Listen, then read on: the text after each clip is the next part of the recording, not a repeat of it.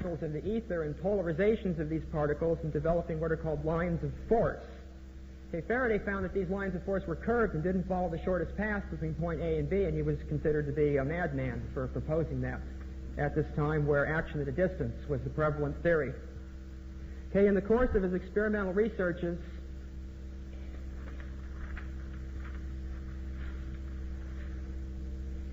Faraday found that if you take magnetic flux and change the quantity of it with respect to time, it produced what's called an electromotive force, which we now give the name volts to. Okay, this has become known as the law of electromagnetic induction. So basically, in English, the EMF of magnitude E is directly proportional to the total number of lines induction enclosing a conducting system, and inversely proportional to the length of time required to produce or consume these lines of induction. This discovery marks the beginning of our knowledge of transformer theory.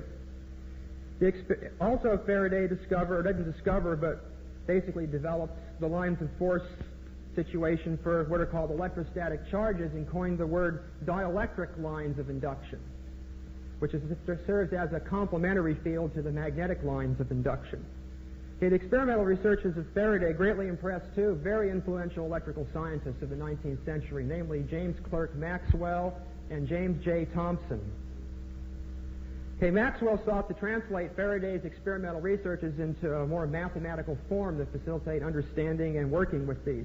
In the process, Maxwell discovered the complementary law of dielectric induction, which states your lines of dielectric force, compared to the time it takes to produce or consume them, develops what's called the displacement current, which we normally give the name amperes to. Now, this displacement current is interesting as it doesn't flow through wires, it flows through empty space. And this is the key for dealing with Tesla's work, is the displacement current. The key and the most fundamental problem that we have in dealing with Tesla's work is we've ignored the dielectric field, we've ignored the displacement current that flows through space, and substituted electrons and particles and other things which are supposed to flow through the wire, which is absolutely impossible because the wire is solid, and it's just completely left our understanding of Tesla out of the picture.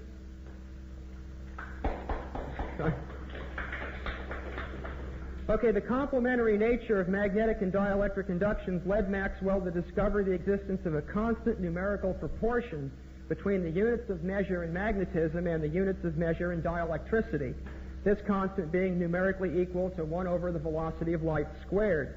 This famous discovery led Maxwell to the theory of electromagnetism, this theory stating that electric waves are identical to light waves, and thereby gave the notion that magnetism and dielectricity are inseparable. The Maxwell theory of electromagnetism dominated research into electric waves, particularly after the experiments of Heinrich Hertz. Nikola Tesla comments on this matter. I do not hesitate to say that in a short time it will be recognized as one of the most remarkable and inexplicable aberrations of the scientific mind which has ever been recorded in history. Okay, Professor Thomson took a much less mathematical approach and a more physical approach to Faraday's discoveries. Thomson considered Faraday's contiguous particles and lines of induction as concrete physical realities. Despite the shift in contemporary thought, circa 1900, back to what resembles action at a distance through an etherless space, and now, unfortunately, also a spiritless and dead space. Thomson considered propagation of magnetic inductions as distinctly independent of the propagation of dielectric induction, rather than these two inductions propagating conjointly as given by Maxwell. He conceived of these propagations of inductions as being Faraday's lines of force and the magnetic lines of induction as propagating transverse to the flow of propagation of energy. Now, these lines or tubes of induction drag on the ether and are retarded in their motion and therefore are limited to being less than the velocity of light in their propagation velocity. Okay, the dielectric lines radiate radially between conducting surfaces, and energy flows in the same direction. So what you have is lines going through the ether in a needle-like fashion, and you don't have any drag at all. A pair of analogies would be a parachute is a good representation of magnetic induction through the ether. It definitely has a finite, limited velocity, where the propagation of dielectric induction is more like a rocket or a missile, which of course can sail right through, and the aerodynamics of it completely eliminate, for all practical purposes, the opposition to its movement through the media.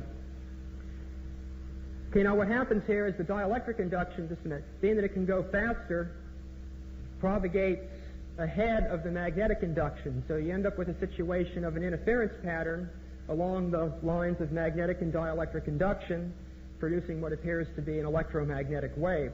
This concept is very important for understanding the works of Nikola Tesla, the separated induction. Do you have a question?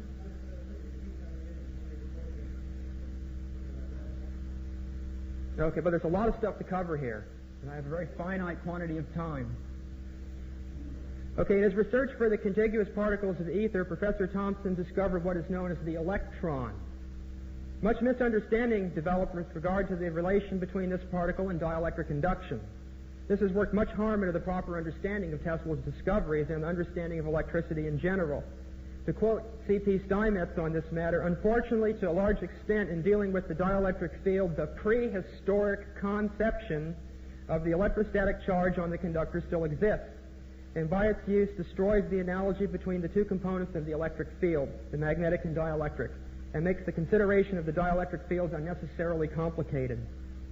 There's obviously no more sense of thinking of the displacement current as current which charges the conductor with a quantity of electricity than there is in speaking of the electromotive force of magnetic induction as charging the conductor with a quantity of magnetism.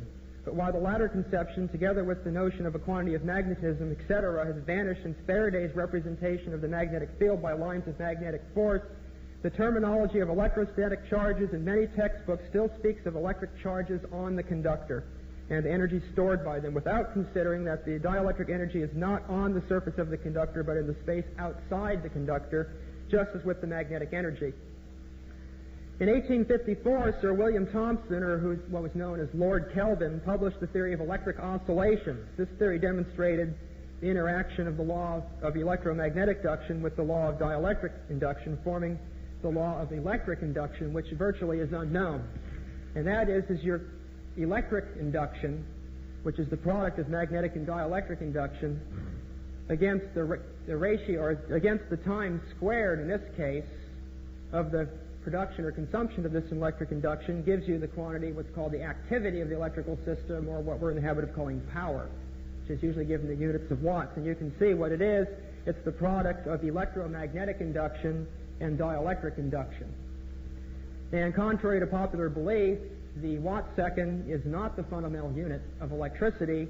It is this that's the fundamental unit of electricity, which is lines of dielectric induction multiplied by the lines of dielectric induction equals the units of electric induction. And this has the dimensions in energy terms of energy multiplied by time, of course, which we usually refer to as Planck's constant. So in this case, Planck's constant gives us the size of a magnetic line of induction and a dielectric line of induction at their crossing point. Now, of course, if they don't cross, then you don't have electromagnetism. You have Tesla energy, which is distinctly different. We talked about it a little earlier. Okay, and this theory and the further development by Helmholtz, Heaviside, and Steinmetz represents the fundamental theory behind nearly all of Tesla's apparatus. Lord Kelvin felt that it was possible to establish compressional waves such as sound waves through what he called the luminiferous ether, these waves being a version of Maxwell's displacement current. By the way, another researcher in this field refers to this ether as the chemical ether. This current, often called capacitor current, flows through the electric insulators, even through empty space. No conductors or electron fluxes involved with this current. Kelvin indicated his feeling that these waves must propagate faster than the velocity of light. To quote Kelvin in his description of an experiment with a capacitor connected to an alternator, "Now, does anyone believe that if the revolution was made fast enough, the revolution of the alternator, the electrostatic law of force, pure and simple, would apply to the air at different distances from each plate? Everyone believes that if the process can be conducted fast enough, several million times or millions of times per second, we should have large deviations from the electrostatic law in the distribution of electric force through the air in the neighborhood. It seems absolutely certain that such action as that going on would give rise to electrical waves. Now, it does seem probable that these electrical waves are condensational waves in the luminiferous ether, and probably it would be that the propagation of these waves would be enormously faster than the propagation of ordinary light. Okay, now the velocity of propagation of dielectric induction was experimentally verified by Professor Wheatstone to be pi over 2 times the velocity of light. Tesla also states this velocity in his writings on wave propagation. So in conclusion here, in the view of these scientific discoveries and the fact that Oliver Heaviside developed a theory for faster-than-light electrons, which was confirmed by Dr. Tesla, it's an absolute wonder how the present notions of electromagnetism, its limiting velocity as purported by Einstein and his followers, have dominated electrical theory. It's of particular interest to note that C.P. Steinmetz did not consider Hertzian waves even the transmission of any type of energy, but as energy loss of the hysteresis of the ether. That concludes my talk.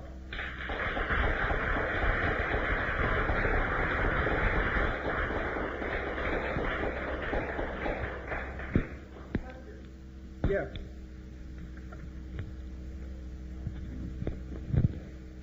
Question? No question? Yes.